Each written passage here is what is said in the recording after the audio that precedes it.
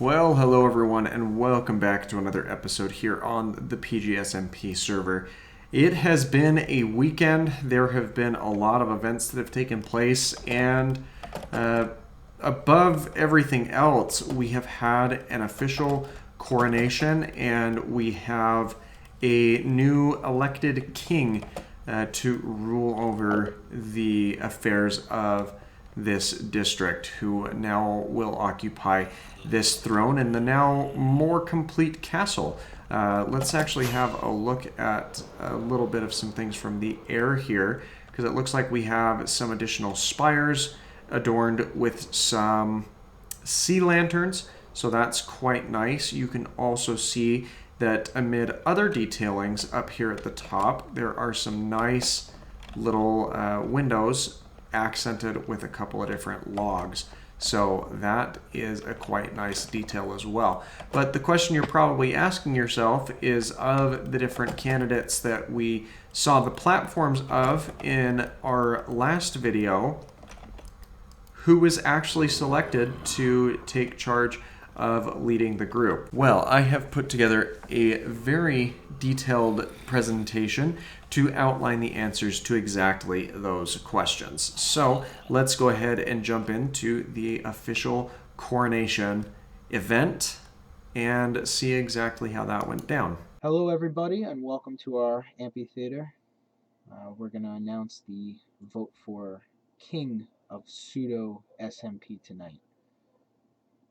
You've heard their stories, you've heard what they want to do to make this server better. You've heard the platform they're going to run on. You've asked them questions, and now today we're going to find out the results. So out of the five candidates for the position, we've had a chance to vote, hear their stories, and coming in last place with one vote, Evolve Cold. He's sleeping tonight, so he won't be able to hear that, but yeah, he came in last. Coming in third place with 2 votes, Jakers.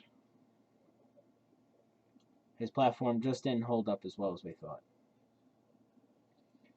And tied for second, we have Dr. Jin and Giants with 3 votes apiece. They both had solid platforms they ran on, but in the end it just wasn't enough. And now to announce our king with a leading 6 votes.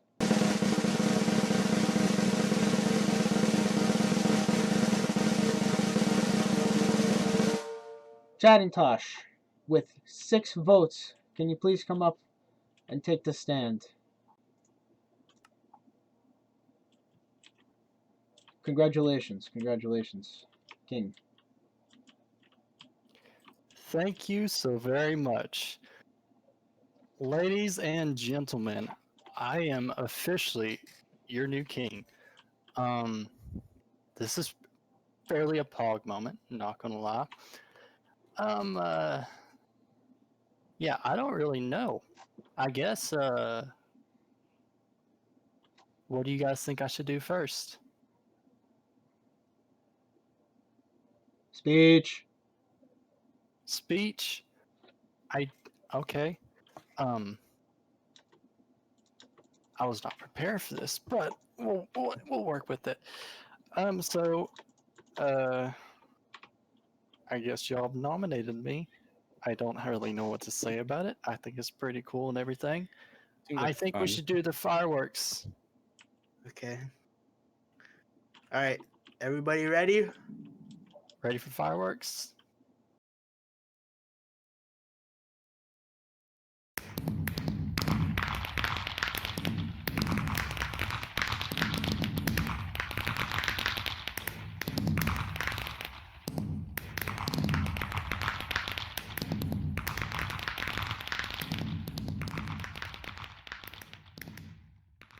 Well, that was quite an exciting event, and congratulations to Chadintosh for winning the official election. You'll probably remember him from a couple episodes back. We did a collaboration where we did a little bit of some touring and other management, so that's all super exciting and very optimistic about what he's going to bring to the group and what other things he and the rest of the server mates will be able to do here.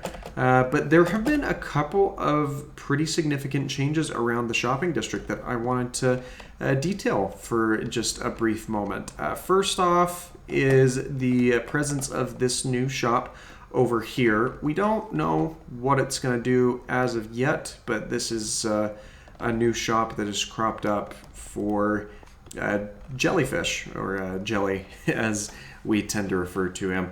So interested to see what he ends up doing there. It's not all that surprising that he's using a lot of nether-based bricks, as that's where he tends to spend most, if not all of his time.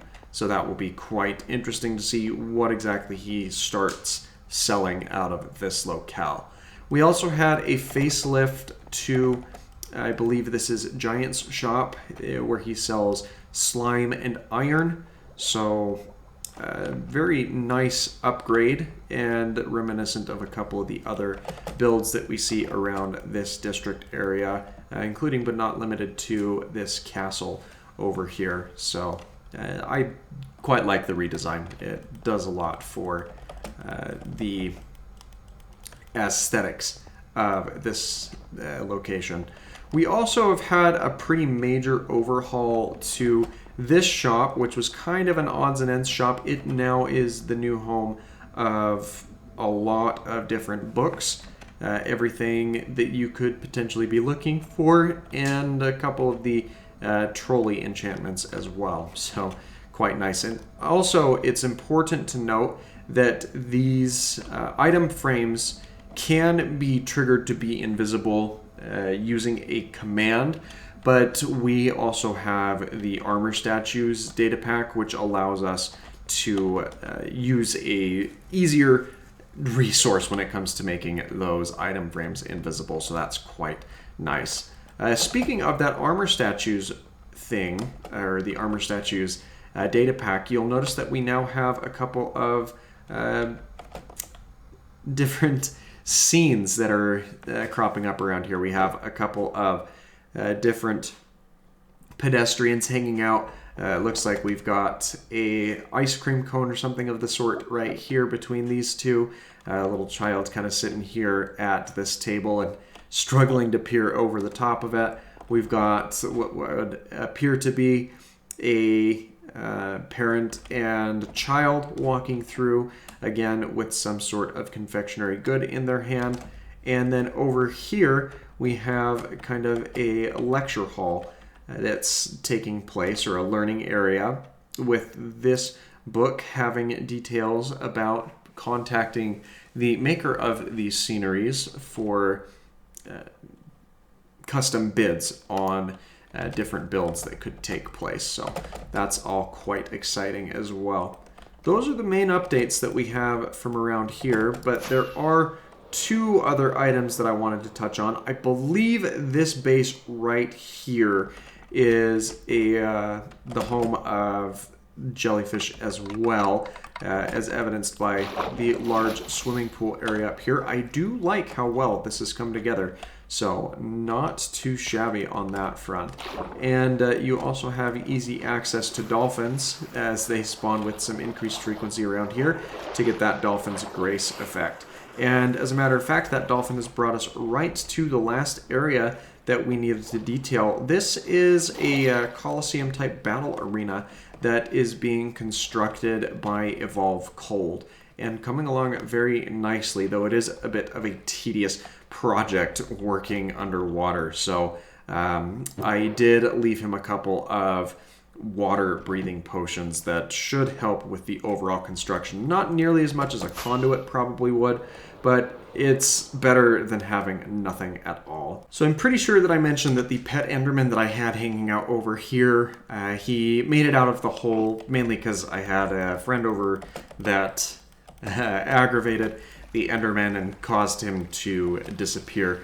But I have kind of a stranger anomaly that is leading me to believe that this issue is more with the pathfinding AI for those endermen. Because you can see here, in this hole, I think there's about another 4 endermen that are just kind of hanging out and doing their own thing. And I think what it is you can tell that they're all holding something based off of the extension of their arms. I'm trying not to make direct eye contact here because I don't want to have the same problem but with 4 endermen. But you can tell by the angle that they have their arms at, they are all holding some sort of block. And in 1.16, endermen were updated to the point where they will no longer despawn when they are holding something.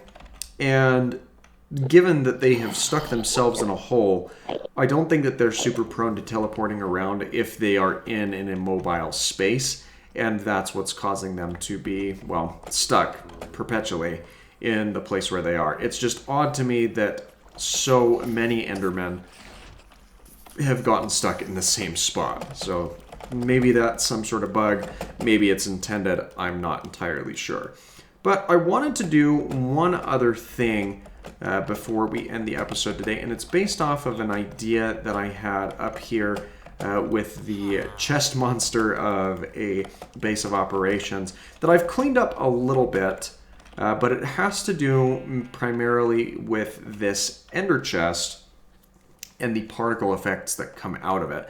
Because these particle effects match up fairly close with the color palette of these lilacs, so I want to set up a little custom garden area to take advantage of those particle effects, if you will. So let me get rested and get some resources together so we can jump into that. So the general idea that I have is this. We've got our ender chest placed in the ground, a little bit spread out, but close enough together to the point where we get the general particle effect that we're hoping for. And then we'll place some of this green carpet over the top of these ender chests to kind of help them blend in a little bit better. This will work a lot nicer once we have access to the moss carpet that is set to be added in 1.17. Mainly because it blends a little bit better with this grass texture. But for now, it's going to have to do. And then the final thing that we'll want to add here is just some sporadic placement of these lilacs. Again, to kind of cover some things up here.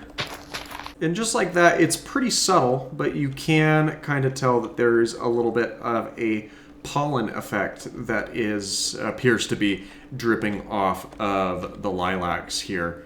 And I could probably spread things out a little bit more. If I really wanted to heavily accent this, I would use a lot more of these ender chests and a lot more of the carpet and only put down lilacs over grass blocks, a bit more spread out. But that would be a very expensive garden to put together. Maybe I can work out some sort of deal with Cicada, because she is selling ender chests and obsidian at her shop. So we'll just kind of have to see if we can work something out. You also can't really tell the particle effect from too far away, as they only render when you get closer to the ender chest, but I feel like that adds a little bit of some personality to that little garden there. And the other convenient thing is the flowers are somewhat disposable, as are the carpets. But the ender chests, because they are made out of obsidian, they are blast resistant, so I don't have to worry about anything breaking with any creepers or other things that could spawn in down there. And maybe I'll expand on that concept a little bit further, but it'll at least liven up the dead space that is out and down along the ground here. I'm also making very good progress on the base concept build, and I should be ready to at least get that project started before the end of the month. It's taking me a little bit longer than I anticipated, but that will be taking place here shortly. But what did you think of the coronation and the rest of the content we went over in today's episode? I hope you found it enjoyable and at the very least informative. If you did, please feel free to give this video a like, as that helps me out. And don't forget to subscribe for more daily content and check out the other content creators on this server. Their links are down in the description below. But thanks once again for your time, and I hope that you have an absolutely fantastic rest of your day. Bye-bye.